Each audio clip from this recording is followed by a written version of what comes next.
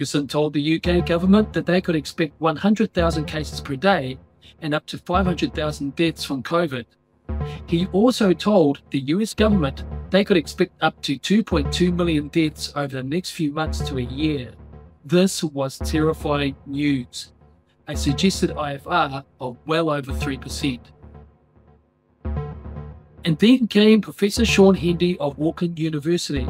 Now remember, he is a physicist who seemed to have picked up a similar data modelling approach to figuring out potential COVID deaths in New Zealand.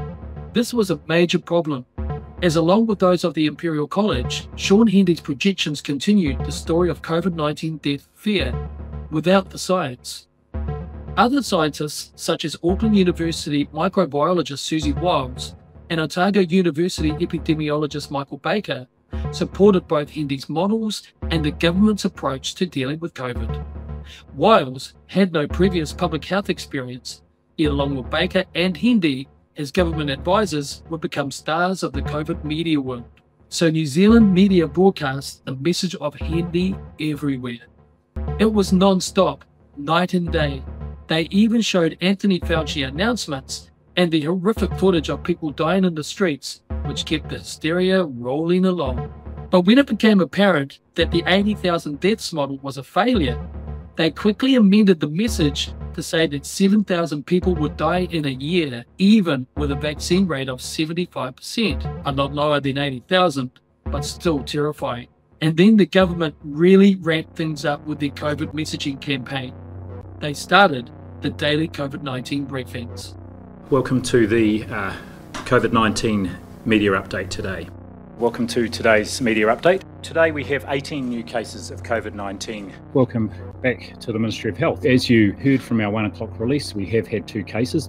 Day after day at 1 p.m, New Zealanders were hearing the same message of doom and gloom and fear and death. And the government drove home that message that tens of thousands of us could die if we didn't listen to their advice, and they were so convincing. If community transmission takes off in New Zealand, the number of cases will double every 5 days.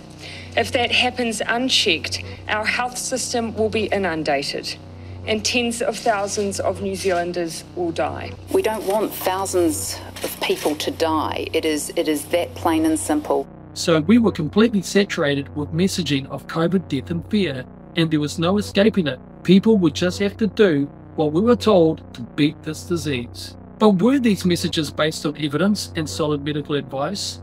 Or were we being fed something else?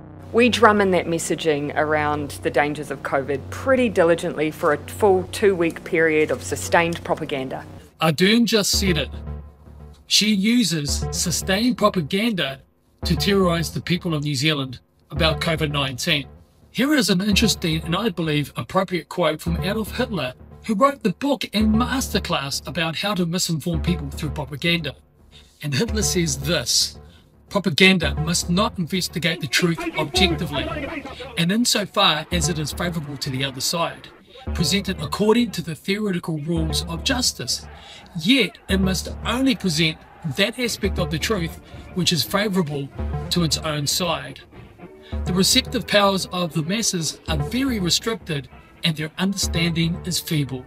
Quote, Adolf Hitler, Mein Kampf. So let's take a look at the meaning and definition of the word propaganda, and let's start with the Oxford English Dictionary that says the systematic dissemination of information, especially in a biased or misleading way.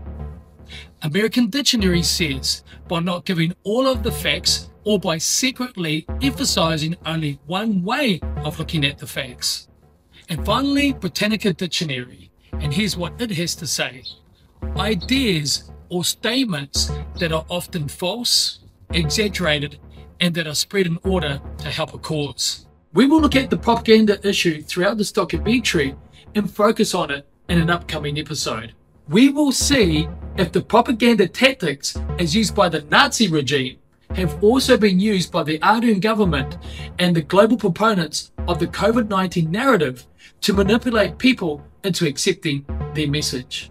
And we will see if they say and mean that they are the single source of truth, just like Hitler did. We will continue to be your single source of truth unless you hear it from us It is not the truth.